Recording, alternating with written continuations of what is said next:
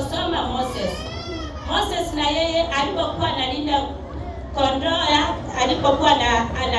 alikuwa mchungaji, alipokuwa katika hiyo msitu, aliweza kusikia sauti ya Mwenyezi Mungu. Alisema ya kwamba aje, here am I. Kwa hivyo today tunapoenda kuanza sermon yetu ya siku ya leo, nahitaji kila mmoja wetu, haijalishi jinsi ulivyo, uko namna gani, uweze kusikia sauti ya Yesu Kristo, uweze kuitika ya kwamba niko hapa. Hata ukiwa kwa shimo, Mungu wetu anakujua. Mahali uko katika majaribu yako, Mungu ako pamoja nao. Usiseme eti Mungu hayuko, Mungu hapo. Unaelewa wenye nimetaja ya kwamba hata walikuwa katika hali zao za kimaisha, lakini waliweza kuitikia nini? Sauti ya Yesu Kristo. Msomaji wa siku ya leo, nataka kusomea our memory verse. Give us Isaiah chapter 6 verse 8. Inasema aje? Neno la Mungu linasema, acha niseme, kisha nikasikia sauti ya Bwana. Nikasikia sauti ya Bwana. Haijalishi alikuwa wapi, akaweza kusikia. Isaiah aliweza kusikia sauti ya Bwana. Na hitaji kila mmoja wetu mahali huko, unipe tu only 20 minutes kienda zaidi, tuweze tukasikia sauti ya Mwenyezi Mungu. Isijaribu kutupita. Hatujui siku ya leo tuko hapa, siku ya kesho hujui utakuwa wapi. Kwa hivyo this time yenye uko nayo, uko na masikio, chukua hii nafasi ya kusikia hiyo sauti. Akisema, nasema, ni mtume naye ni nani atakaye kwenda kwa ajili yetu? Ndipo niliposema, mimi hapa, nitume mimi. Amen. Isaiah aliweza kukubali kusikia sauti ya Mwenyezi Mungu. Wamama, wazee, wanayuti, watoto pia wako. Hii ni sauti ya kipekee ambayo inashuka siku ya leo katika kanisa letu la Kwale. Tuko tayari kuisikia? Mungu anasikia jinsi umetamka na umemnenea. Kwa hivyo zaidi ya yote, tunataka tuende tuangalie Samu wachache wenye waliweza kuitwa na wakaweza kuitikia sauti ya Mwenyezi Mungu. Mungu akaweza kuwabadilisha maisha yao. Na pia kuna wengine waliweza kuitwa, hawakuweza kuitikia, wakafanya kinyume na mapenzi ya Mwenyezi Mungu. Mwishowe waliweza kuangamia. Tuanze mmoja wetu mwenye anaitwa Jonah chapter 1 kwanza mstari wa kwanza tukifikia mstari wa 3. Yona naye aliweza kuitwa.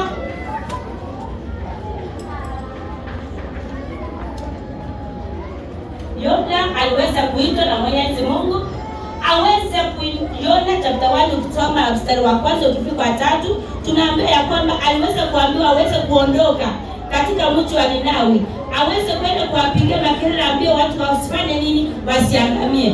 Alikwenda, tunamsema inasema aje?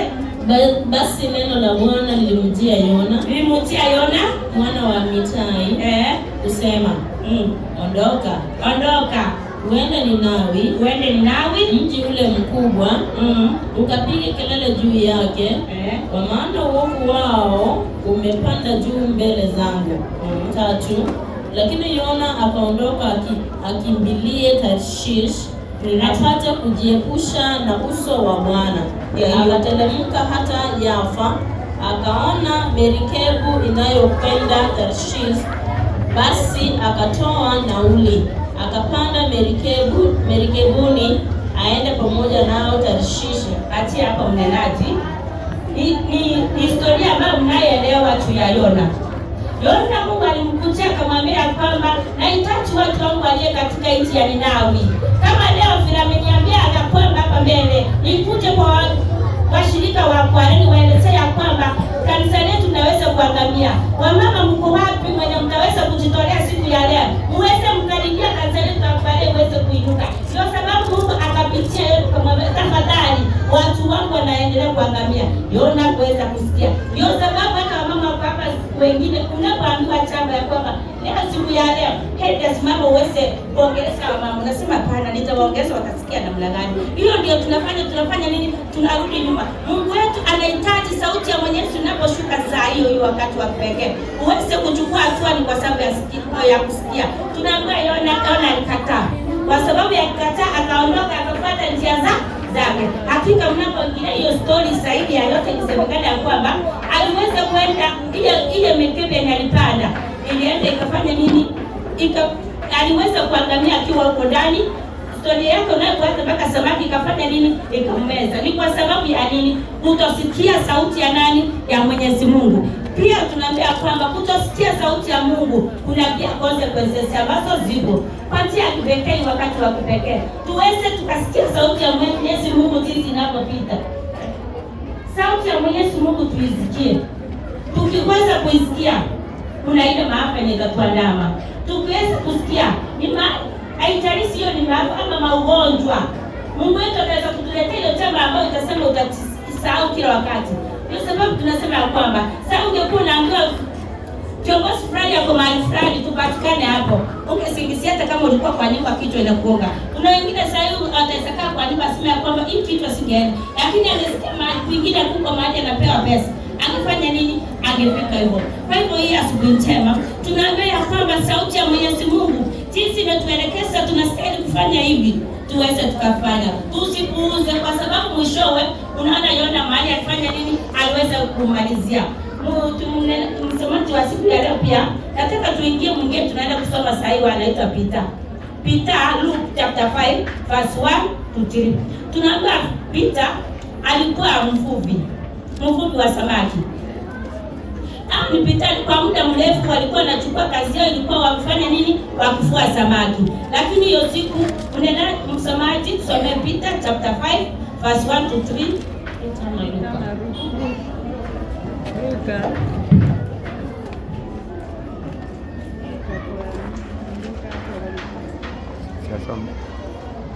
Luka 5:1.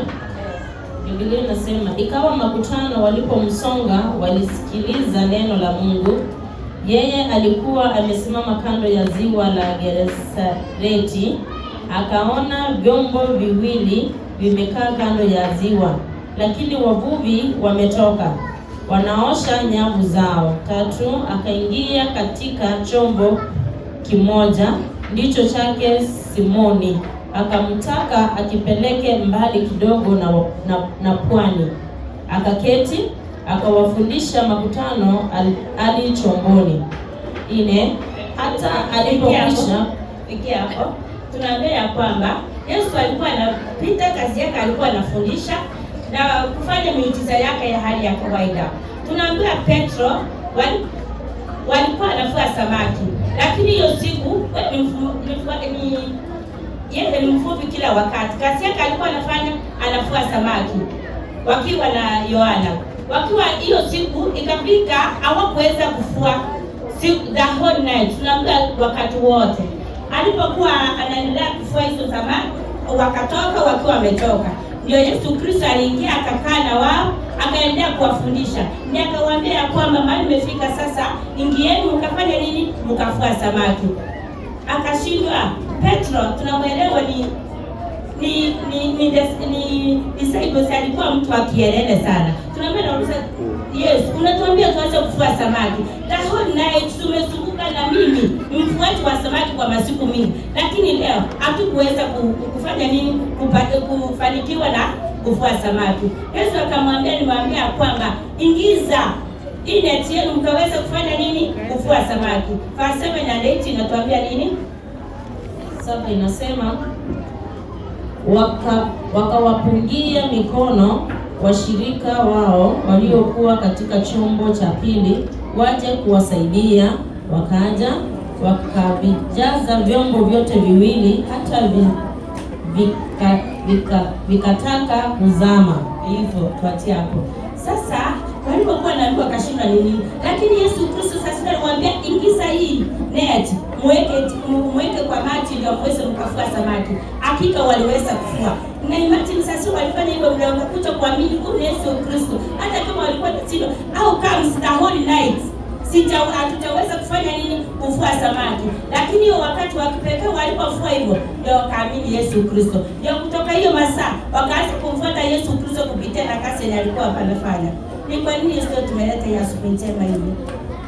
Kuna kazi ambayo Mungu wetu ametubariki nazo tunapofanya. Ikilengea tunaanza kuuliza Mungu uko wapi? Mbona siku ya leo ulijua siku na mboga siku na nini na usitafanikiwa kukua nayo? Katika hiyo hali yote tunaambiwa sasa maisha inaweza kulemea. Sasa maisha imesonga kidogo, ni wakati wa kipekee tunastahili kufanya nini? Kuita Mwenyezi Mungu. Hata nisindicho siku ya leo kunasema wakati Mungu wetu alipokuwa katika ile chongoni sasa Doruba ilifumba, ila ni wakati wa kipekee hawa wanafunzi waliweza kufanya nini? Kuamsha Yesu Kristo mahali alikuwa amelala. Kwa hivyo mahali tuko si wakati wa kukaa. Unapoenda maisha imekulemea imeenda namna gani? Ni wakati wa kuita Mwenyezi Mungu. Sasa waliweza kusikia ile sauti ya Mwenyezi Mungu ya kwamba ingiza hii net chini na muweze mkatoa samaki. Hakika walifanya na wakaweza kufua samaki, walikuwa wengi. Kwa hivyo katika hali zetu tumkubali Yesu Kristo katika hali zote zenye tuko. Utaweza kuona hii hali yangu Mungu wetu ataweza. Hakuna jambo lisilowezekana kwa Mwenyezi Mungu. Bila tu sisi wenyewe tufanye nini? Tumkabidhi huyu Mwenyezi Mungu. Ni Mungu akutubebea kila aina yote ya mizigo yenye tuko nayo. Na hii hali yetu tunapoishi katika maisha yetu, kucomplain, hagi uingia anitendea kila wakati tu. Wewe hata ukiangalia tufanye hata hizo pesa si wamezidi. Hii nini inakuwa? Hiyo hali unapoishi, Mungu wetu apendani hali kama hiyo. Hali yetu jinsi tulivyo, Mungu wetu anatujua zaidi jinsi tulivyo. Kwa hivyo ni wakati wa kipekee tumpe hii hali yetu Mwenyezi Mungu aweze kutupepea. Sasa hawa akina Petro walikubali ya kwamba Mungu wetu sasa neti ndio hii. Ingiza hapa, akaweza kuvua nini? Akaweza kuvua samaki. Kwa hivyo hali zetu ambazo zimetulemea tumkabidhi nani? Mwenyezi Mungu. Kwa hivyo zaidi ya yote tunaambia kwamba kupitia hiyo kuvua samaki, Petro wakakuwa great, yaani wakakuwa na imani isiyokuwa ya kawaida. Kwa hivyo katika binadamu jinsi tulivyo, tunaambia kwamba lazima tutest, tunataka huyu amefanywa nini ndio nipate nini niweze kuingiza. Hii hali yenye tuko nayo ni wewe mwenyewe utakapojitambua kuingia ndani ya Yesu Kristo aweze kukutendea makuu. Amen. Amen. Kwa hivyo kwa njia ya kipekee nataka tuongee mwingine mwenye anaitwa Samueli. Samueli ni mtoto mdogo ambaye aliweza kubarikiwa na mamaka aliweza kubarikiwa na yeye. Tunaambiwa alikuwa anaishi katika hekalu kwa muda mrefu. First Samuel, hiyo maana anatoka First Samuel 3 verse 2 to 5. Ikielekea hapo, ukiteremka maneno hiyo yanatoka yatakita kuambia first nitasoma. Nasema ya kwamba Samuel alikuwa anaishi hekaluni kwa muda mrefu sana. Alipokuwa anaitwa Samuel, aliitwa mara ya kwanza Samuel alikimbia mpaka kwa Heli kuuliza ya kwamba yeye amefanya nini, amemuita. Na mara ya pili tasemu, mara ya tatu tasemu alikimbia kwa Heli ndio aweze kumuliza. Tunaambiwa Heli aliweza kugundua hii sauti ya Mwenyezi Mungu. Na itatu wanapoale siku ya leo, mahali huko sauti zinapopita, sauti ni mingi katika maisha yetu. Mungu atupee masikio ile ya kiroho ambayo itatugusa tuweze kufahamu hii ni sauti gani ambayo inapita katika maisha yetu. Heli aliweza kugundua. Sasa aliweza kugundua, akaambia Samueli, sasa wakati umegundua, utakaposikia hii sauti hakika useme nipo hapa. Tuseme msomaji tusomee namba verse 10. Nasema Bwana akaja akasimama akaita vile vile kama kwanza, kama alivyokuwa anaita Samueli. Ndipo Samueli akasema, nena Bwana, kwa kuwa mtumishi wako anasikia. Amen. Nahitaji wakati wa mchana kama huu, mahali ulipo, tuweze tukasikia sauti ya Mwenyezi Mungu. Useme nipo hapa. Tukue tayari kusikia sauti ya Mwenyezi Mungu. Na useme niko tayari, uweze kunituma niweze nikafanya kazi yako. Kwa hakika Mungu akanena na Samueli. Na Samueli mtoto mwenye alikuwa mdogo, lakini aliweza kusikia. Utaweza kukuita saa hii, rani kuja. Unanitia? Hiyo ndio haki iko nayo. Hata mtoto wako mdogo, saa hii nikimuita, kuja. Mami, unanitia? Hiyo sio sauti ya Mungu. Mungu wetu anatuambia tuwe wanyenyekevu kusikia sauti ya Mwenyezi Mungu. Na pia tutakapokuwa na unyenyekevu, na yeye ataweza kufanya nini? Kutuinua sawa sawa na mabesi yake na jinsi apendavyo. Kwa hivyo mchana wa leo Mungu atusaidie. Kama wewe umeweza kugundua ile sauti ya Mwenyezi Mungu, usaidie dada yako aweze kugundua pia nini? Sauti yake. Kwa sababu kuna wenye wamefanikiwa wamekuwa na nini? Na talent tofauti. Tumeambia kwamba hiyo yenye uko nayo usiweze kukalia. Utakapoikalia Mungu wetu atafurahi nayo. Pia atafanya nini? Atakunyang'anya. Mungu kama amekubariki, hii masikio ya kusaidia mwenzako na aweze kufanya nini? Kuinuka. Tunakuwa Heli aliweza kumeta Samuel naye akakuwa nini? Akakuwa mtumishi wa Mwenyezi Mungu. Kwa hivyo katika hii asubuhi njema, wacha Mungu atusaidie tunaposikia sauti ya Mwenyezi Mungu tuweze tukaitilia manani ili sauti ilikuwa inasema nini, tufuatilie, na zaidi ya yote Mungu wetu ataweza kutusaidia. Sauti ni yake Bwana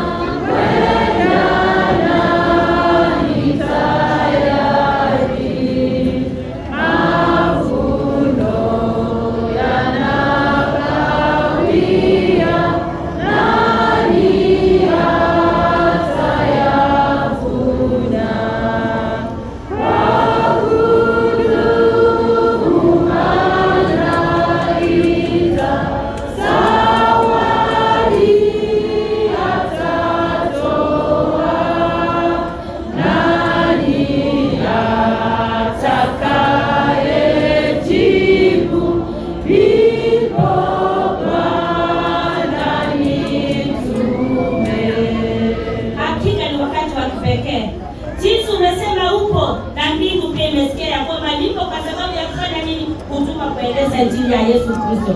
Nataka tuangalie mama mmoja mwenye anaitwa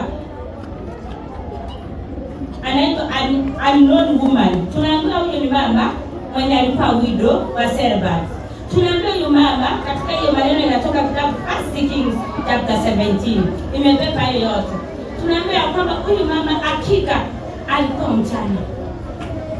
Alikuwa amebarikiwa tu na mtoto mmoja ambaye tunaambiwa hiyo siku alikuwa na chakula tu kidogo kwa sababu ya kulisha familia yake pamoja na nini, yaani ndio alikuwa analisha mtoto wake ndio wakafanya nini, hiyo ndio walikuwa wanalima.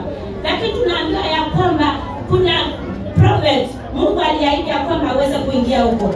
Elijah alipofika katika hiyo familia kama akaweza kusikia sauti ya Mwenyezi Mungu.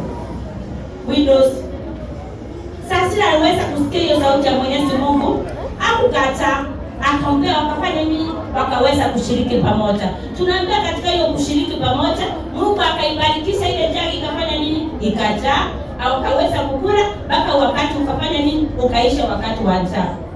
Chakula, yaani inakuwa saa zingine ndio unasema kama sasa hivi naomba kwa nyumba sina nini chochote.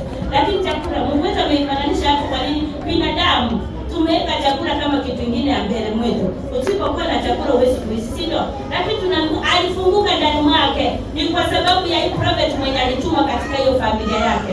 Akaweza kubarikisha ile chakula yenye ilikuwa kidogo, akakula mpaka njaa ile msimu wa njaa ukafanya nini? Ukaisha. Kwa hivyo yenye uko nayo kidogo, yenye Mungu amekubarikisha nayo, chukua muda kwa sababu ya mwenzako. Mwenzako anapokuelezea ni kuna njaa ama ni kuna hitaji lolote la maisha, chukua muda kwa sababu pamoja na yeye. Unapochukua muda hiyo, na Mungu wetu anakupea baraka ya kipekee usipofanya nini? Usipoweza kuelewa. Kwa hivyo kwa njia ya kipekee Mungu hata ametubarikisha na kila aina, ametubarikisha kwa njia tofauti tofauti. Wacha Mungu wetu asidi kutufungulia hii ni baraka ya kipekee. Jinsi huyu mwanamke mwenye alikuwa mchane aliweza kubarikiwa, nasi tuweze kufanya nini? Kubarikiwa katika hali zetu. Nataka tuongee na mwingine anaitwa Mary. Mary tunakuwa virgin. Mary alikaa muda mrefu, ndio malaika wa Mwenyezi Mungu ukamtokezea siku moja, akaambiwa ya kwamba ataenda kubarikishwa na mtoto ambaye ni kijana. Tunaambiwa kuweza kuamini. Kwa nini? Alikuwa anashindwa. Sasa inapoelezea, unaposoma story, unasoma kitabu cha Luke chapter 1, ukiteremka nayo tumepepa hiyo. Aliweza ya kwamba sitaweza kuelewa. Kwa nini? Sasa kwanza mimi mwenyewe sina hata mwanzo wa kufanya nini? Kwa kunizalisha. Mbona aliweza kuambiwa nitaweza kuzaa? Tunaambia ile imani alikuwa nayo, alifuatia imani yenye alikuwa amekuwa Elizabeth, mwenye aliweza kubarikiwa na mtoto John the Baptist. Aliweza kuelewa hiyo story yake vile malaika wa Mwenyezi Mungu aliweza kumshukizia, akaambiwa kama atakufungua mtoto. Na yeye akaweka imani ya kwamba alikuwa amezaa wote Elizabeth amebarikiwa, na yeye ataweza kubarikiwa. Tunaambia ya kwamba hakika aliweza kubarikiwa na mtoto kijana ambaye anaitwa Jesus, ambaye sawa awasevya. Kwa hivyo katika hali yoyote, nataka mnenaji usome kitabu cha Luke chapter 1 verse 30. Neno la Mungu linasema, malaika akamwambia, usiogope Mariamu, kwa maana umepata neema kwa Mungu. Amen. Usiogope. Ni wakati wa kipekee, neno la kipekee linashuka katika wanafale. Sio wakati wa kuogopa, kwa maana ya neema ya Mwenyezi Mungu imetushukizia. Amen. Hakuna mahali pengine imeshuka. Imeshuka kwa kina nini? Kwa wanakwale. Sisi ilishukia mimi. Halikuwa na uoga. Hebu ingia kwa hiyo kiatu, msikie vile unaambia tu unaenda kuzana, una mwenye wa kufanya nini? Wa kusaliza. Katika hiyo hali tunaambia kwamba alipata courage, alipata nguvu kwa sababu ya Elizabeth. Elizabeth alipata nguvu kwa maana yeye aliweza kusikia hiyo sauti ya nini? Ya malaika wa Mwenyezi Mungu saa zile nimshukisia. Kwa hivyo mchana wa leo Mungu wetu anatuita kwa njia zozote zile, katika njia zozote zile. Kwa hivyo zaidi ya yote tumkimbilie ulimwengu wetu. Tunapomkimbilia, tunaposikia sauti yake, hakika hatutaangamia, atatushikilia na mkono wake wa kuume. Amen. Ni mchana wa leo sauti ya Mwenyezi Mungu inaenda kutushukia. Ndio sababu anakuwa wakati ni sasa, sio wakati mwingine. Hiyo mambo ya kusema baadaye, hiyo sio wakati wa Mungu. Hiyo ni wakati wako. Kwa hivyo wakati wa kupenda tunapoenda kushuka, ninapoenda kushukia, tuseme tuko pamoja ni kwa sababu ya kusikia sauti yake. Na tuweze tukaifuata hiyo sauti ya Mwenyezi Mungu. Iweze kutuandama katika maisha yetu. Hakika Mungu wetu ni mwaminifu. Nataka tumalizie fasi ya siku ya leo. 2 Chronicles chapter 16 verse 9.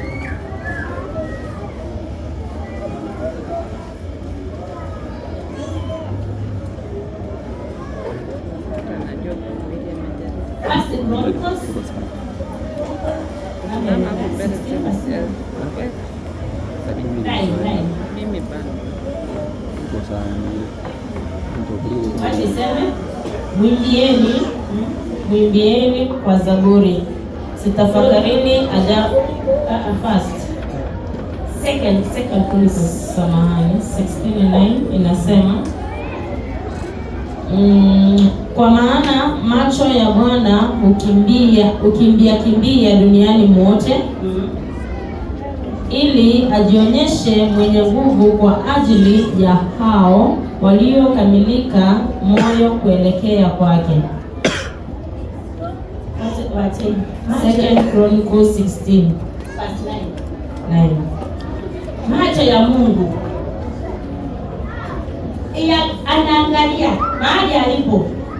Tunapoangalia kutoka nyuma, sauti yao wenye nimetaja haitarishi ni mkali, ipo inachagua. Ni ile vile Mungu anasikia leo naita fulani. Sisi alikuwa na mkono, kila mtu naona anafanya nini? Anarespond kwa hiyo wito kwake.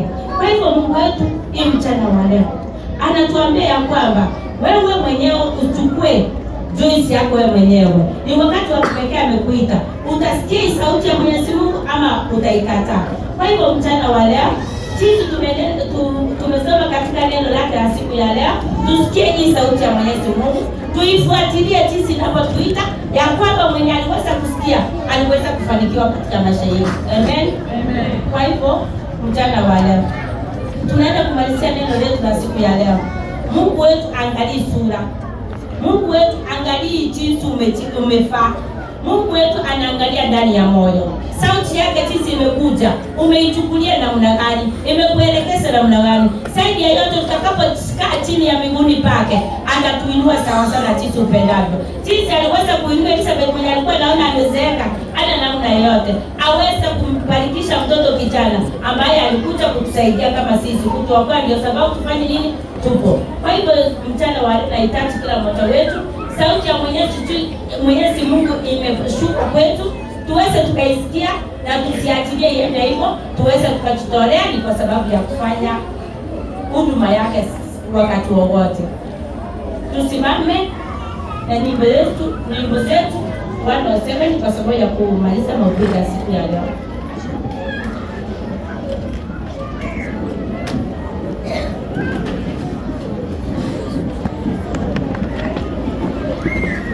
Tusimame.